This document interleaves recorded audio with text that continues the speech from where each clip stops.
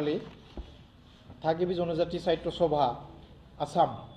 इन्डिजिनास tribal साहित्य सभा of Assam इटसानि मिरु मावफुं आफादनि मेल लोगोसे आसाम सरकारा मिसिं कार्बि राभा टिवा देउरि डिमासा बिमा रावखौ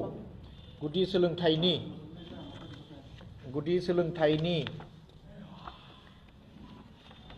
बिजों हिसाबै गनायथि होनाय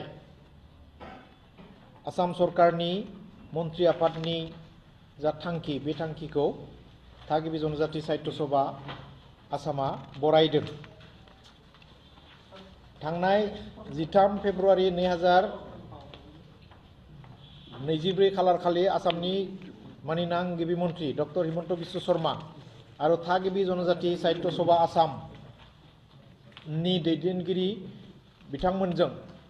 आसाम आयेन आफादनि मावख' खथायाव मोनसे सावरायनाय जादोंमोन आरो बे सावरायनायाव मानिनां गिबि मन्त्रिया आसामनि थागिबि जनजाति मिसिं कार्बि राभा टिवा देउरि आरो डिमासा बिमा रावखौ गुदि सोलोंथाइनि बिजों हिसाबै खालामनो थाखाय गनायथि होनो जा थांखि फोसावदोंमोन बे थांखि लेखानो थांनाय 23 फेब्रुवारि 2024 खालाराव केबिनेट जथुम्मानि गेजेरजों बिजों हिसाबै गनायथि होनो थाखाय थांखि लादों आरो बे थांखिखौ थागिबि जनजाति साहित्य सभाया बनायनायजों लोगोसे आसामनि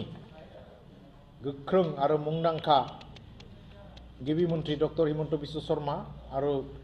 सोलोंथाइ आरो आयेनारि जनजाति बिफाननि मन्त्रि डक्टर रनज पेगु बिथांनिसिम जोबोद साबायखर आरो गोजोननाय फोरमायो आरो बिथांमोननि थांखिखौ जोङो बरायनानै लायो। बिनि गेजेरजों 75 बोसोरनि उनाव भारतआ उदांस्रि मोननायनि 75 बोसोरनि उनाव भारतनि गेदेमा गाहाय मन्त्रि मानिनां नरेन्द्र मदि बिथांनि दैदेननायाव फोसावजानाय गोदान सोलोंथाइ खान्थि NEP 2020 गेजेरजों आसामनि थागिबि जनजातिफोरनि बिमा राव मिसिं कार्बि राभा देउरि डिमासा बिमा रावा भारत संबिजितनि होखानाय मोनथाय बायदि सोलोंथाइनि बिजों हिसाबै गनायथि मोनबाय आरो बेनि थाखाय भारतनि गेदेमा हादरगिरि मानिनां गाहाय मन्त्रि डक्टर नरेन्द्र मदि भारतनि मिरु नखर मन्त्रि मानिनां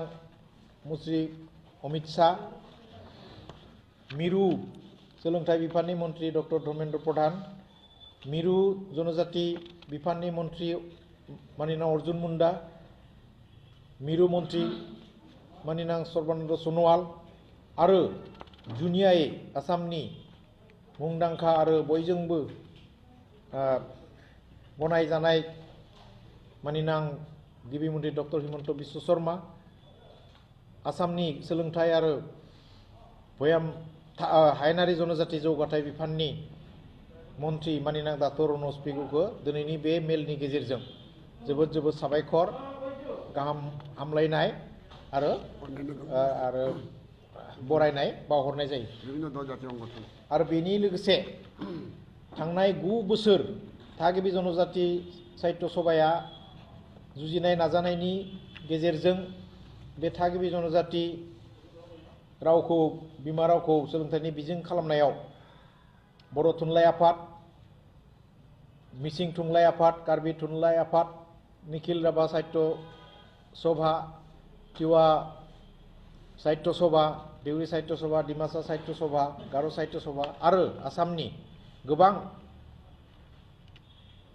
थागिबि जनजातीय गौथुम आरो फरायसा गौथुमफोरा जाबादियै मदद आरो हेफाजाब होबोदों बिनि थाखायबो थागिबि जनजातीय साहित्य सभा इटसानिफ्राय जोबोद साबायखर बावनाय जायो। दासिम आसाम सरकारा दा फैगौ जितु सोलोंथाइ बोसोरनिफ्रायनो जि बे बिजोंखौ बाहायनायनि थाखाय अलरेडि फराय बिजाब सुजुनाय खामानिखौ गावबा गाव साहित्य सभानो आरो गावबा गाव जि काउन्सिल गावखुंथाय काउन्सिलनो बिबान होदो आरो दा खामानि मावबाय थादों। दा जोङो बे बां रावारि जिथु सोदोब बिहुं बे सोदोब बिहुङा मोन 11 रावनि इंराजिनिफ्राय बर', मिसिं, कार्बि, राभा, टिवा, दिउरि, डिमासा, गार', असमिया आरो हिन्दी बे सुजुनाय खामानिया प्राय जोबनायनि लामायाव। दा रांखान्थिनि आंखालनि थाखाय बेखौ फोसावनायनि राहा लानो हायाखै। थांनाय 13 फेब्रुवारि 24 खालार खालि माननीय गिबि मन्त्रि डक्टर हिमन्त बिश्व शर्मा बिथाङा बे मोन 11 रावनि सोदोब बिहुंखौ फोसावनो थाखायबो राङारि अनसुंथाइ होनांगौ होननानै आसाम सरकारनि सोलोंथाइ बिफाननो बिथोन होदों।